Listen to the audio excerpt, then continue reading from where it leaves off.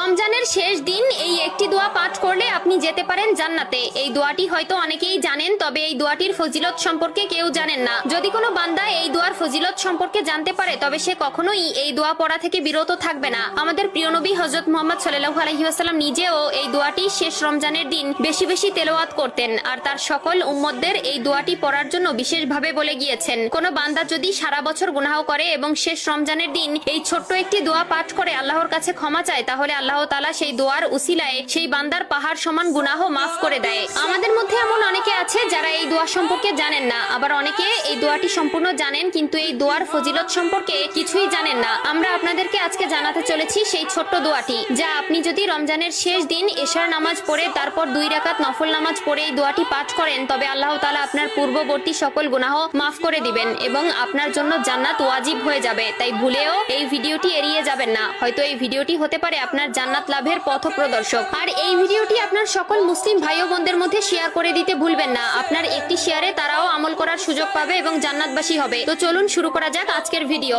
আমরা তো জান্নাতে যাওয়ার জন্য কত কিছুই না করে থাকি, 5 ওয়াক্ত নামাজ আদায় করা, সামর্থ্য থাকলে হজ করা, দান সদকা করা, আরো অনেক কিছু। তবে এসবের পাশাপাশি কোনো বান্দা যদি এই ছোট্ট দোয়াটি রমজান মাসে রমজানের শেষ দিন এশার নামাজ পড়ে পাঠ করে তবে তার জন্য জান্নাত ওয়াজিব হয়ে যাবে। আমাদের প্রিয় নবী হযরত মুহাম্মদ সাল্লাল্লাহু আলাইহি ওয়াসাল্লাম নিজে প্রত্যেক রমজানের শেষ দিন এই দোয়াটি কয়েকশো বার পাঠ করতেন। দোয়াটিকে অনেকে সাইয়্যিদুল ইস্তিগফার নামে বেশি চিনেন। দোয়াটি হলো আল্লাহুম্মা আনতা রব্বি লা ইলাহা